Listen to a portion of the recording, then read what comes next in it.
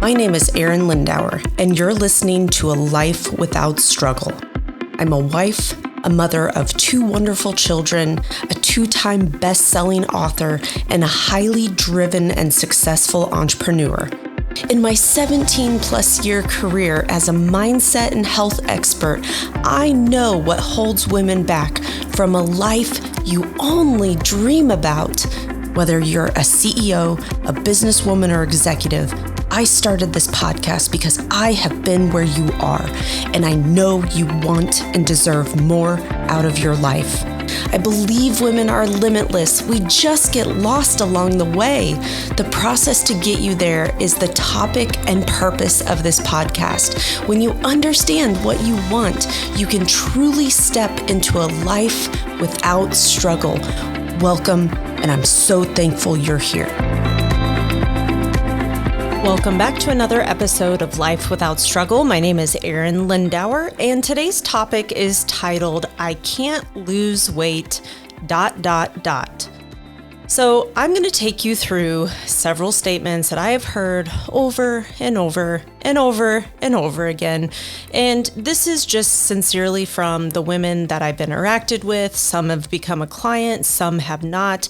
And I just want to dive into these topics because I have a feeling you may have said this at some point. You may be saying one of these statements right now. And it's important for us to understand the truth and to get really honest with ourselves and understand what is actually going on. Why can't I lose weight? What's the problem? Because ultimately, at the end of the day, when we understand what the actual problem is, then we can make changes. Then we can see results. Then we can really move forward and live the life that we're supposed to live. You're not supposed to live a life that's always, frustrated and can't see results and clothes don't fit, don't love who you see in the mirror. That's not what life is about. Life is about abundance and freedom and loving who you see in the mirror and truly becoming the woman that you are meant to be. So let's dig into this, and gonna love hearing from you guys and knowing what hit home, what was a little in your face, and what was really helpful from this. So I can't lose weight, ... It's my hormones. OMG, if I had $1 for every single woman who said, I can't lose weight, my hormones are jacked, my hormones this, my hormones that. I mean, hello, like I would have a nice little piggy bank going right now. But here's the deal. What's really going on? Why are your hormones jacked? And here's the deal. If you're a 40 plus woman and you're overweight, you don't feel good, your hormones may actually be jacked, okay? But which came first, the chicken or the egg, right? So, okay, what do I mean by this? So when our hormones are not in alignment, typically there are external factors, i.e., because we have more weight on our body. But if we have more weight on our body, what came first? Were my hormones out of sync because of just me? Or was it because of the extra adipose tissue or fat tissue on our body? Now, here's the deal. When we have a lot of belly fat, that is putting us in an estrogen storm. So this is not supporting us and helping us in any way, shape, or form. And so, okay, which came first, the weight or the hormone imbalance? Well, when you gain weight, you're going to create a hormone imbalance. Does not mean you cannot lose weight. The other things that I share with women all the time is, how much are you sleeping? Believe it or not, when you actually get good sleep, you balance your hormones. What I find, though, is women in this time and space are not sleeping for whatever reason, whether they have maybe young kids, maybe they have aging parents, maybe they're a self-proclaimed night owl, whatever. They stay up late scrolling social media. They're watching the latest, greatest shows that they feel like they have to watch.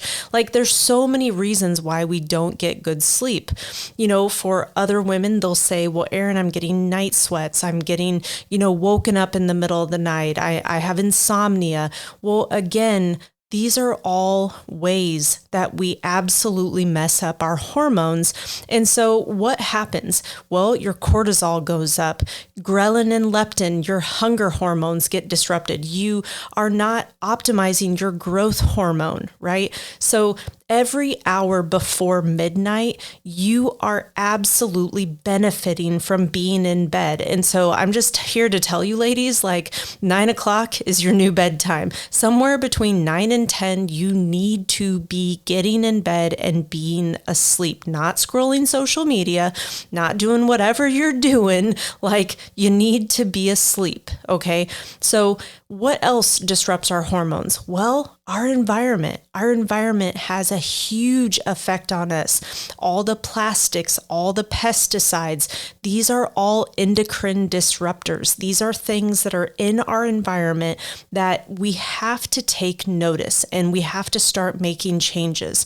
Something that I did a while ago because I got very overwhelmed with all of the stuff. Like, you don't use the microwave. You do use the microwave. You heat up on the stove. You can't use plastic. You don't use plastic containers, don't order take, like there's just all these things. But I had to slowly, even myself, start to make changes. We switched over all of our food storage containers to glass. We stopped using plastic. So there's just a lot of things that we don't even realize, even the water bottles and things like that we use on a daily basis. You just have to start being more aware. And for me, it was about just making small changes, understanding how to wash my fruit, how to wash my produce, how long to let it sit, what to use. Again, there's so many different theories and schools of thoughts when it comes to this stuff. But I, believe it or not, and I'm embarrassed to even say this, but I never washed fruit because I just didn't even think about it. It wasn't something I grew up doing. I never just thought it was something you needed to do. And to be genuine, we had a lot of food and produce and things that came from the local farmer or from our own garden. And so you really didn't have to think about this stuff. But here, being a good old city slicker, I've had to think about this stuff and where our food is actually coming from. So we also just have to think about our food in general. How much of your food that you are consuming is processed? How much of your food is, from a fast food restaurant? How much of your food is coming from the freezer section, for example, is another spot where, yes, we crave convenience, but we also have to understand that there comes a cost, and it's understanding where the products are coming from, how processed our products are, how long can our products sit on the shelf, because all of this will impact our hormones. There's several more things that I could share that impact our hormones, but number one, your hormones are not keeping you overweight. Okay, that is a myth. Are they helping you? Absolutely not. But that absolutely does not mean you cannot and will not see weight loss. Okay. When you consume in a caloric deficit, when you move your body appropriately, you will absolutely lose weight. That's proven. That's how it happens. So I can't lose weight, ... It's my hormones is not real. The truth is we are not doing the things that help support the balancing of our hormones. All right, my next one. I can't lose weight, ... It is my metabolism. Okay. This one is another myth. Your metabolism is not jacked. You have a metabolism. Is it firing on all cylinders? Maybe, maybe not. But here's the deal. When you start walking and moving your body, this is going to increase your metabolism. When you start progressively strength training, when you have proper overload and you're putting lean tissue on your body, you will increase your metabolism. If you're doing the different weight loss drugs, the different shots, and you're not resistance training, you are actually not doing a good thing for your metabolism, and your metabolism will actually slow down. So that is proven, that is research, that is shown to happen. And there's ways to combat that. So it's not that I'm saying don't do the drugs. They can be helpful in certain situations, but you have to resistance train. You have to make changes. So your metabolism isn't jacked, but yes, every single year, you will slow down. Your metabolism will slow down. What this means for women is we do not need as much food. So for a lot of women, they don't understand how this all actually works. And what your metabolism is going to be is basically the rate in which your body burns. And you can absolutely increase your metabolism as you start resistance training, as you start moving your body more, and then you take into account how much energy you're giving it, meaning how much food you're taking in, how many calories. So again, I can't lose weight, ... It's my metabolism is not true. It is absolutely not true. The truth is that yes, every year you are losing lean tissue, but you can absolutely combat that by resistance training, by walking, by moving your body, by eating in a caloric deficit and burning the adipose tissue. And then again, putting on lean tissue is going to increase your metabolism. So that is another myth. All right, next one is I can't lose weight, ... I had a stressful day. I had a stressful week. I had a stressful month. I had a stressful year. And here's the deal. I do want to speak into this because we do have different things that go on in our life that are stressful. We may have had a really crappy day. We may have had a really bad month. We may have had a bad year. Okay. And we may have had multiple years that stuff has hit the fan over and over and over again, but that isn't a reason not to take care of yourself. It's not a reason. And it's not a reason to say, I can't lose weight because I am stressed. Okay. That is an excuse. And I'm just going to say it with love. I'm going to say it with empathy that you can still take care of yourself, even though stuff is hitting the fan. But why don't we? Well, there's a lot of baggage and a lot of stuff that goes into that and a lot of programming. I'm sad I get ice cream. I'm sad we eat donuts. I'm sad I eat comfort food, right? I'm stressed I eat McDonald's, whatever, right? So we have to understand what is the real problem because stress is normal, but we also need to understand, are we letting things get to us that really don't matter? Are we allowing, bad stuff to come our way? Are we commanding this stuff? Is that all we're focused on? So there's several things that we need to do in this type of language is we've got to understand what we're perceiving as stress, because what I think is stressful may be different than what you perceive as stressful. There's that piece of it. But it's also understanding what is stress. Some stress is good. It motivates us. It pushes us. It drives us to a certain result, and that's a good thing. But on the other hand, if the stress is debilitating, if it's not serving you, we need to understand, okay, where is it coming from? And stress is not real. We create stress, meaning we perceive the situation as stressful. Let's just take, for example, someone being in the hospital. Stressful, right? Like worried about our loved one. But to the ER doctor who does this day in and day out, is being in the hospital stressful? Probably not. They're pretty immune to it because it's normal. Let's say you're getting sued, for example. To one person, it may be the end of the world. To a person who owns multiple businesses, has multiple things going, may say, you know what, this is just a part of business. And unfortunately, there's knuckleheads out there. And, I just have to work through the process, right? And that person perceives the stress differently. So we have to really step back and evaluate that we are only as good as the situations that we have navigated. And everybody is going to perceive stress differently. But when we understand how in control we are about stress, that we can take, a child being sick and where, yeah, that is stressful, and maybe we don't get our workout in, or we say, you know what, okay, she's got this going on. I'm going to get her settled and I'm going to be able to still take care of myself because I'm just going to rearrange some things. Maybe I'm not going to do the exact same workout that I had planned, but I'm still going to get something in because it's important to me.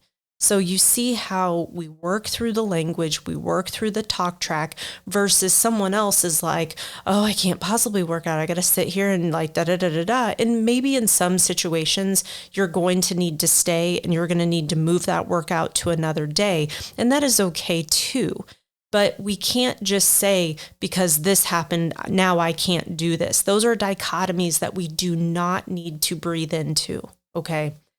So when we think about this and we think about chronic stress, it's been a hell of a year. I can think back to multiple years where I absolutely didn't take care of myself because I was quote unquote stressed. And so again, the only reason I can speak so intimately on this stuff is because I've been there. And I can look back on some years where I absolutely fed into I'm stressed, so I can't. I'm stressed, therefore I'm gonna. Right. And it wasn't taking care of myself and it wasn't making sure that I was in alignment with who I am, because at that moment in time, I was lost. I was lost with who I am. And so for any woman who says to me, it's been a stressful decade, 5 years, 3 years, 1 year, I got you because I've been there. But what I know happens is you just got lost. You lost sight of the North Star. You lost sight of who you actually are. You actually needed to change, but you had not seen the path. You haven't commanded what you want. That was a time and place for myself, and it was a time and place where I had to take personal responsibility, and I had to ask myself, what do you actually want? And then I had to start aligning my actions towards the things that I actually desired. So I can't lose weight. I had a stressful fill in the blank is not true. Stress is a perception of our reality, and we get to choose how stressful, quote unquote, life is. So I know that one can kind of rub people the wrong way, but again, we have to understand what have we been exposed to, what are things that we believe to be true, and typically this is just a story that we're telling ourselves, and then a deep set of programming that we do unconsciously. And you can change any of that. All right, next topic is I can't lose weight, ... I have no motivation. I hear this one all the time. Arin, how are you so motivated? Arin, I'm not motivated. Arin, I lack motivation. That's the reason. Do you know what that is to me? And this is going to sound super brash, super harsh, is if you feel you lack motivation to see weight loss, see your results that you want, it is just an excuse. 100% you are placing blame on something else other than yourself. And if you're looking for motivation, the problem with that is motivation is going to come and go.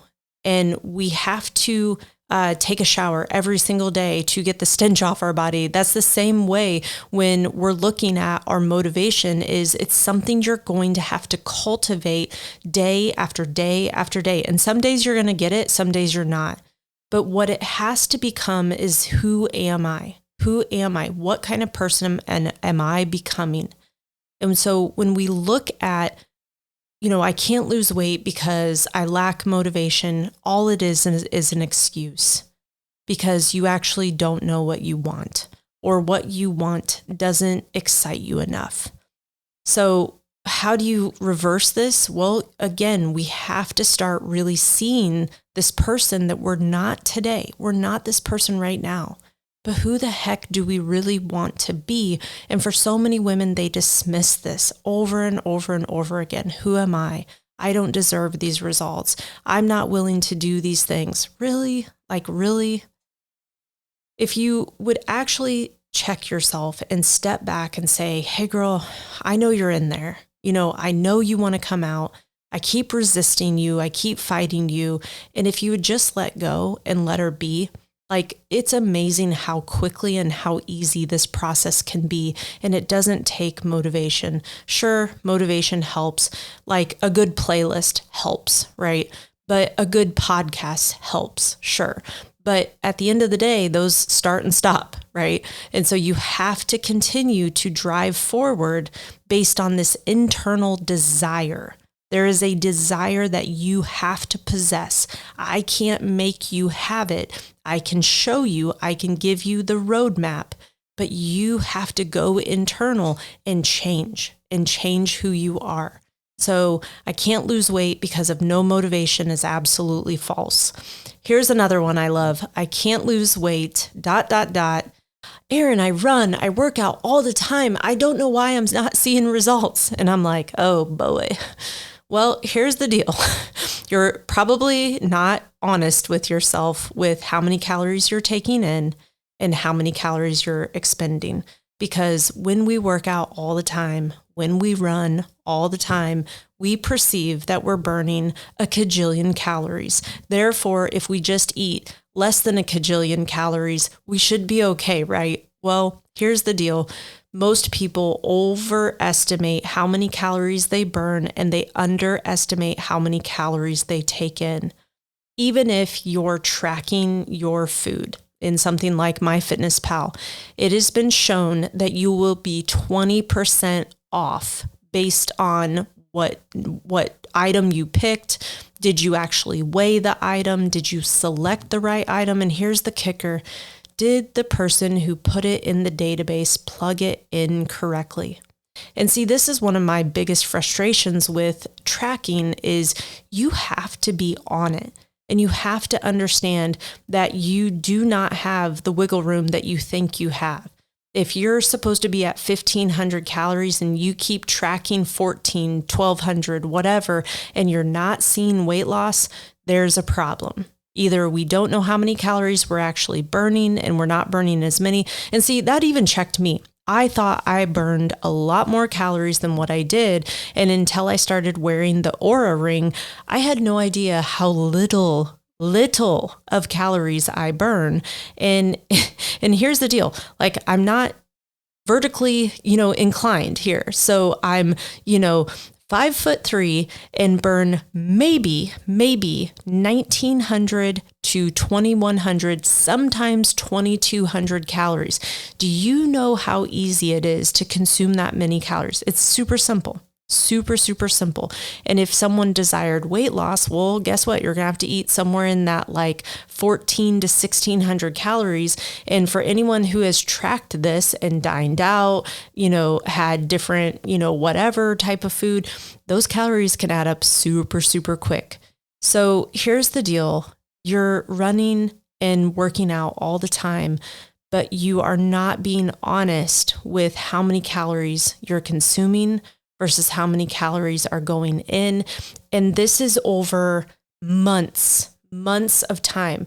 Don't tell me, hey girl, I ate perfectly like Sunday through Saturday. Everything was on point, because here's the deal. If you were on point for an entire 7-day window, you are going to see the scale move. But here is what happens is we burn all these calories, we restrict our calories, and we can only do that for so many days, and then we binge. But we may not realize that we're binging. We may think, oh, I've been so good this week. I'm just going to have a little here, a little there. And we're not adding up the licks, the tastes, it's just one Hershey Kiss. Like, you have to be completely honest with that because those calories add up. And before you know it, you have added almost an entire other meal. And so again, it's so frustrating. I hate this for women because I've seen it so many times is we're just not being as honest as we need to be. And I typically see women in this camp don't have that much weight to lose. Okay, this is a camp that I see a lot of women who are, 5, 10 pounds away from their goal. And what they don't understand is at that point, every single thing matters to getting you to the goal. And here's the thing, when you get to the goal and you kind of sit there and you hang out, you don't have to be as crazy diligent, but getting there, you do. Okay. So I can't lose weight. I run and work out all the time. Again, is just another lie that we tell ourselves. And the truth is we got to get really granular on the numbers. All right. Last but not least, this one's probably one of my favorites. I can't lose weight, ... I eat healthy. I'm just going to pause. I can't lose weight, ... I eat healthy. This is probably another one if I had $1. And so here's the deal. I have women tell me all the time, Arin, we eat really healthy. And I'm like, hey, that's cool. But if you're overweight, you eat healthy, but in a surplus. So even though you're eating all really healthy, quote unquote, healthy foods, but it's in surplus, meaning it's too many calories, you will gain weight or you will not lose weight. And I don't care how many carrots, how many chicken breasts, if you're consuming more than you burn in a day, you will gain weight or you will not lose weight. Let's put it that way. The other part of this and kind of asterisk that I want to put out there is, oh, Arin, we eat healthy. We're a super foodie family. That's another one that I hear in this category. And it's like, hey, I got you, but what does that really mean? I'm a foodie, so I can overconsume. I'm a foodie, so I'm not going to lose weight. I'm a foodie, what? I'm putting priority on food over my own health. Weird, right? So these are things that, again, it's not true, but if we're not in a caloric deficit, you will absolutely not lose weight. So I don't care how healthy you are eating. I don't care if the bag says it's healthy. And here's the deal. If any food item is packaged and says healthy or claims Whole30 or claims keto, I would just steer clear from that product because they're doing something to it. And let's just be real. If our food is in bags and boxes and this and that, we probably shouldn't be consuming it anyways. Now, I'm not going to say that I 100% consume food that's not been in a bag or a box, but for the most part, a lot of our food is in its real, raw form, and I do have to cook it. Again, doesn't mean I don't have a canned item, doesn't mean I don't have a boxed item or something that's from the frozen section or in a bag for convenience, right? But it's understanding, is this food in its whole form? But then at the end of the day, am I creating a caloric deficit? No matter how healthy you eat, you have to eat less than you burn in a 500 calorie deficit per day, preferably, in order to see that 1 pound per week of weight loss.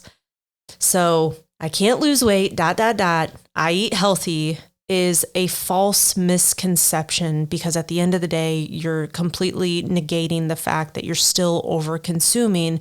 And in your mind, I eat healthy, cool, that's great, and I love that, but it's not creating the caloric deficit. So the cool thing about someone in this camp is all we have to do is just dial things back just a little bit, and they absolutely see results because they're already used to eating quote unquote healthier foods. But even some things I bring to people's awareness, like, what are those Brookside chocolates? Like it's typically a Aussie berry or I don't know, they're dark chocolate covered, whatever. Well, guess what? There's still 130 calories in that serving. Did you measure it out? Did you just have one serving? And I don't care if the bag says it's healthy, it's still calories. Okay. So I will get off my soapbox on this. Hopefully this is helpful, because these are the things that I hear day in and day out and have heard for the last 17 plus years from women. And it's important for us to really understand the truth and to be extremely truthful with ourselves as to what it's going to take to actually lose weight.